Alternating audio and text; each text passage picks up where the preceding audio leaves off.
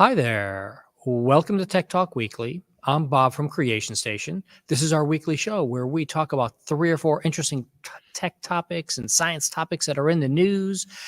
If you think that you know about the internet, we're going to talk to you a little bit about that. We're going to show you some cool things. If you have a story you'd like to reach out about, creationstation@broward.org comes right to me. Today I have Miss Kimberly White. Hello, Robert. Oh my goodness, I must be in trouble. So Kimberly is the head of youth services for community engagement and is up to her eyeballs in preparation for Saturday. How are you doing, Kimberly? Good. I'm a little, we're running around getting ready, but we are excited. We're having a big festival on Saturday. So. It's going to be great. I've got the page up for you already. Awesome. And I got a question for you when we get to that section. Okay. But first, my first question for you is, what do you think about an ancient world full of platypuses? Giant platypuses. Yeah, that terrifies me. So what happened is, this is a fun story for 2 reasons. One, because this is discovering how these monotremanes, which is the official term for this type of animal, and they live in Australia. Platypuses and enkaitas, I think it's enkaitas, they lay eggs. They use milk to raise their young. They're weird animals that don't fit into any other category. And it turns out they found a whole bunch of ancient ones of these over 25 years ago, and nobody figured it out. They didn't know what they were. They didn't identify them. Is that what it was? They didn't even know that these were fossils of that type at all. A father and his daughter were out in an opal mine in Australia. They're out searching, looking for cool things. They find all these bones. They turn them into the museum because they're like, here, you guys probably should look at these. And they were like, okay, great, thanks. And then put them in a drawer and never did anything with them.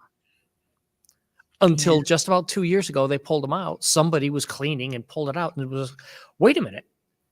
I know what this fossil is, but what are all these other ones? Yeah, that is pretty cool. Yeah. I mean, yeah. I was thinking, in 100 million years, how are they going to know that we were here, Bob? Plastic. Yes. I know. It's lots and lots of plastic that we've left behind. That's how they're gonna know. But yeah, and you just made me think of that. We have that whole human history of exhibition here at Main Library. But that might be something to, if you're interested in this story, that might be something to come visit Main Library downtown and take a look. It's taking up a good third of the 6th floor. It's got all sorts of interesting stuff going on there. Yeah, if you haven't seen it, I think it's called Origins of Human History or something, and it's a traveling exhibit from the Smithsonian that we received a grant for, and it's really cool. So I don't know how long it's going to be here, but through August. Yeah, so if you find yourself, I think so. Find yourself at Main Library, go to the 6th floor. It would be an adventure, folks. There's a theme here. Don't worry about it. We know what we're doing. And speaking of other adventures in space, I'm teaching it. We'll talk about that at the end of the show. But zebrafish in space. So I'm going to get here to the video. Let me see if I've got the correct video here. Yes, here we go. So zebrafish. Do you know what zebrafish are, Kimberly? No. So they're small little fish. I mean, they're only an inch or so long. Oh, okay. They are swimming. You can kind of see them here in the video. I'm going to try and blow it up to make it easier to see. It's not kind of hard in this, but you can see the little fish swimming, especially along that wall there. Okay. Those are zebrafish. You're used to seeing these things in all sorts of aquariums all over the world because they're just a super common fish. but you've never seen them swim like this. Because this is the first, these fish were born in outer space in 0G or microgravity, not total 0G. So there's two things in this video here that people are looking at like, yeah, okay, yeah, sure, Bob, they're fish. Yeah, and it's an aquarium. Who cares?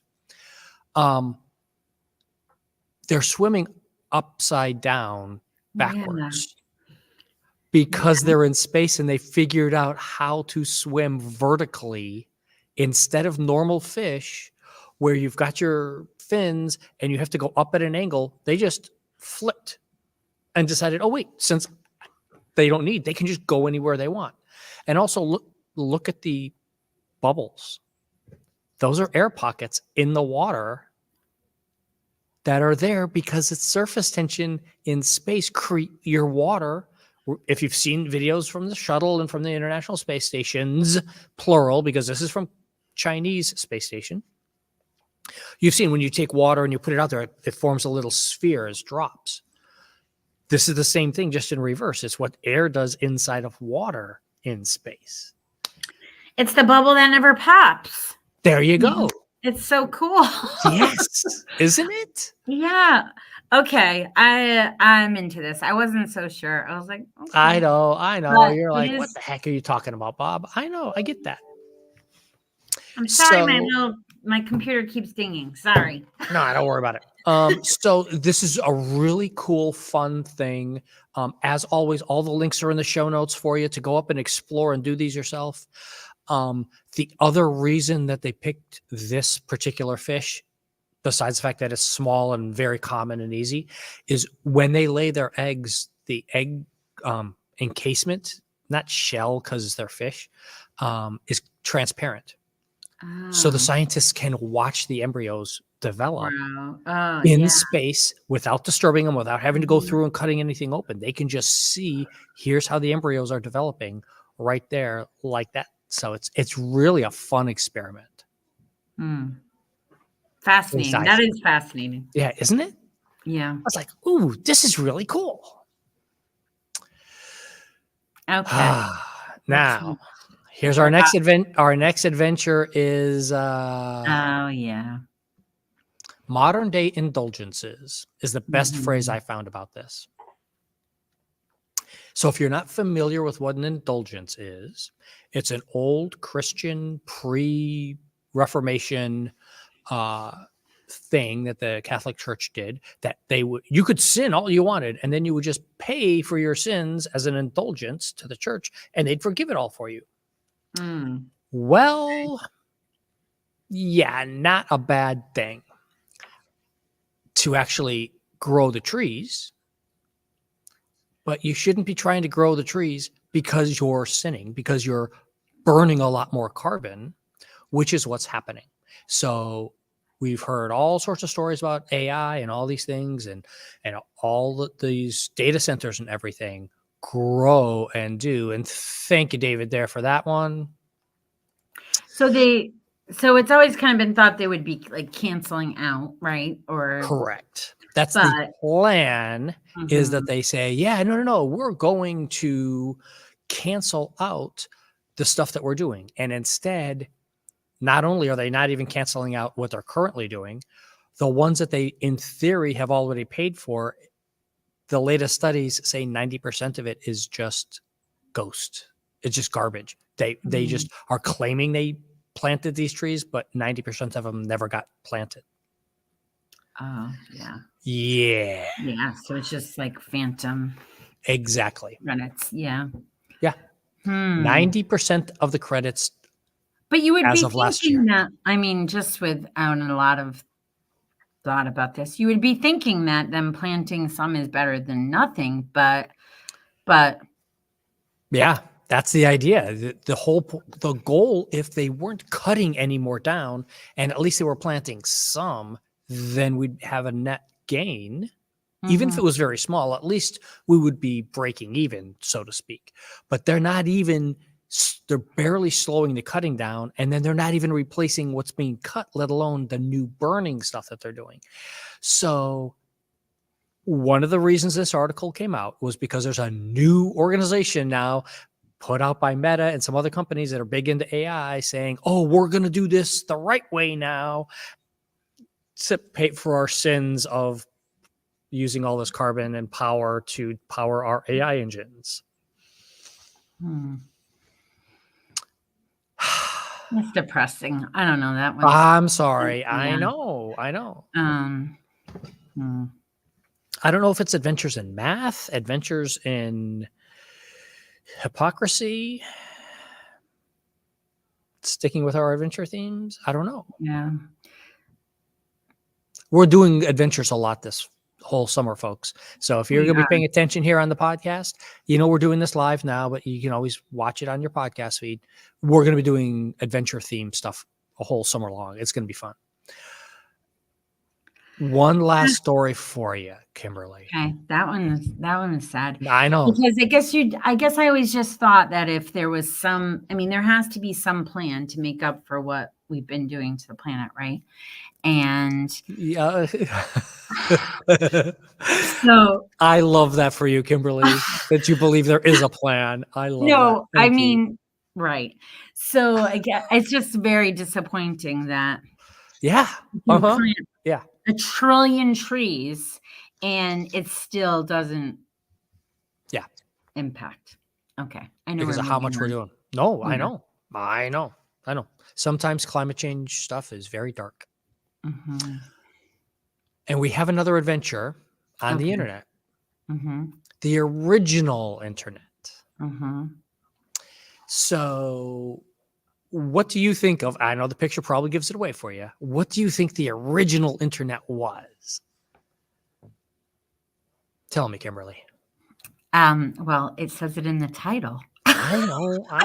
I'm giving you the easy layup today. It was the telegraph. That's what Thank you.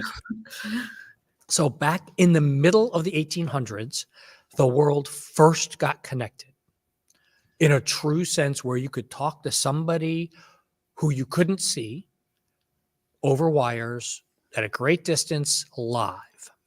So it's the Victorian internet, which we have in the library. Come and do it and come see, you can come check this out. It's digital, physical books, etc. But so what happened is people were able to connect and send messages back and forth between all over the United States, all over Europe, and then eventually connecting the continents through undersea cabling. So this whole new idea of ChatGPT, where you're talking to some disembodied thing that you don't know who's on the other end, you don't know anything about them at all, is not new. It's been around for 150 plus years. Right. Yeah, in other ways, not just with the telegraph. I remember that I was taking sign language and I needed to communicate with someone on something called TTY. Yep. And so you called an operator. Right. So you called an operator and then you would communicate your message and then you would wait and they would communicate back to you. But you were using this operator basically who you were trusting to type in your message correctly and send it to the person you're communicating with, and they would send it back to you. And I feel like that's my closest experience. Or just calling the operator, back in the day. But the idea, not new. No. And so circle back at some point, I guess. Yeah. So one of the things about this is people are saying that if you can't really know the person, so you can't form attachments. And it's like, duh, yeah, you can. It's pretty straightforward. And one of the best things about this was a thing from an article about, where is it? Here she is. From 1886, The Dangers of Wired Love. From 1886.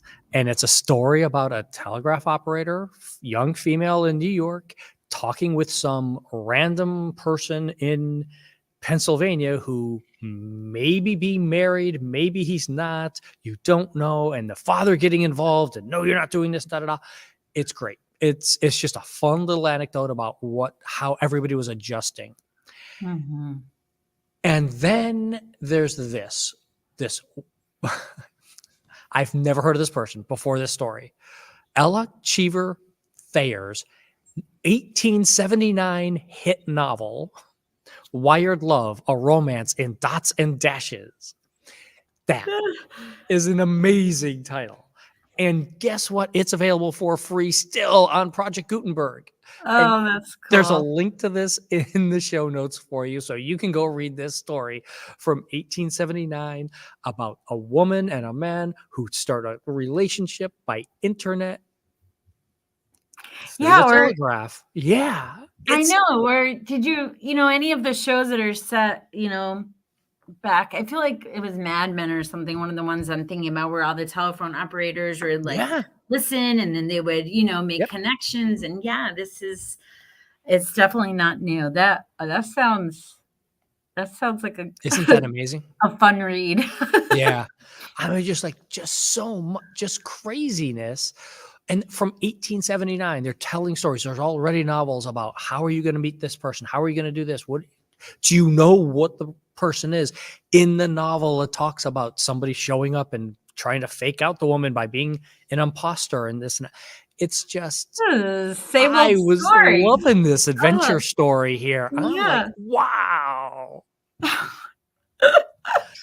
So please do not think what we're going through right now is all this new stuff. It's not. It is just what we've been doing as humans, getting into relationships and getting in trouble for centuries.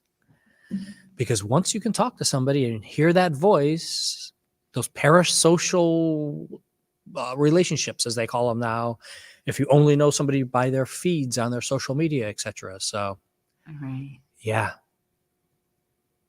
Yeah, that was a good one to end with, Bob. Good job. Thank you. Because we're all about the adventure today. We are all about adventure. We are. So, I want to be careful with my, in the past, we have said things about the weather. We cannot predict the weather, but, anyway, we have an event on Go Saturday. Watch the show from last year. Yeah. Yes. It's at Northwest Regional Children's Book Fest. It's our official kickoff to summer, which is Adventure Begins at Your Library all summer long. So our summer learning program, if you have not heard of it, but you probably have, because I think you've been talking about it. We've been talking about the last couple of weeks and doing stuff. So, but my question for you, Kimberly, here is, here's a live question that occurred to me and I didn't get a chance to ask you before we went live. Okay. If you attend the online only programs, you still get credit for attending and doing things. Yeah, of course. There's two parts. So does that mean you have to live in Broward County to qualify? No, we don't have residence restriction. Excellent. So there's parts. Yeah, there's two parts of summer. So there's our reading challenge, our summer challenge, which we do through Beanstalk. So if you scroll down for just a second, Bob, that little corner, scroll up. That little box in the corner, that on June 1st will be live, that says register for summer learning. And that is our summer reader tracker. And there's multiple challenges. You register for the one that fits your age group, and then you can do reading and activity challenges throughout the summer. You don't have to, the good thing is that you can log your reading anywhere. And then the other part of our summer learning is our workshops and events and classes and programs that we have at all 37 branches. And we still have some online as well, all summer long. And so our digital magazine, which Bob is showing, talks all about the programs and how to register for summer challenges. Exploring Human Origins. Oh yeah, you know your stuff. There you go. And then our big book fest is Saturday, and that is our official kickoff. It's 10 to 3. We'll have author and illustrator Juana Martinez-Neal, who did the artwork that you will see throughout our libraries. She is a children's illustrator, and she will be here on June 1st. And then we have many different performances, cultural. You want to be in South Florida, music. Yeah. Be jealous if you're not down here, because this is definitely worthwhile. We've got a whole online thing going on that you can come in and take. Go online, register for these classes. The link is in the show notes for you. Don't worry about that. You can go in and attend these classes. We've got pages and pages of stuff going on. They even talked about the podcast. Yeah, isn't that nice of them? Mm-hmm. And look at this, folks. Just going through, make and takes, all sorts of things happening at your library, all for free at your library. Yep. Yeah. And so BookFest this Saturday is really the beginning of I just want 10% of the county to show up. I'm not asking for a lot, just 10% of the county to show up here at BookFest for us, make everybody thrilled, and it's going to be a great kickoff. And it's Kimberly and the Northwest team have done Regional. an amazing job. It's going to be fun. It's Northwest Regional, Coral Springs from 10 a.m. Temple to and University, folks. Come on up. 10 o'clock in the morning and spend the day. There's food trucks. There's food trucks. There is. That has been a thing we've been dealing with, folks. We've got food trucks. Yeah. Okay. Show up on Saturday. Come. Both Kimberly and I will be there. Come hang out with us. Come talk. And we'll hook you up for everything else for the rest of summer. Yep. We'll show you how to register. Oh, yeah. We have prizes we'll be giving away. We're gonna do prize drawings that afternoon. We are. It's gonna be fun. If there is a favorite librarian or library you want to see featured on the show one week, reach out. creationstation@broward.org. And we'll see everybody next week. See you at the library. Or Saturday.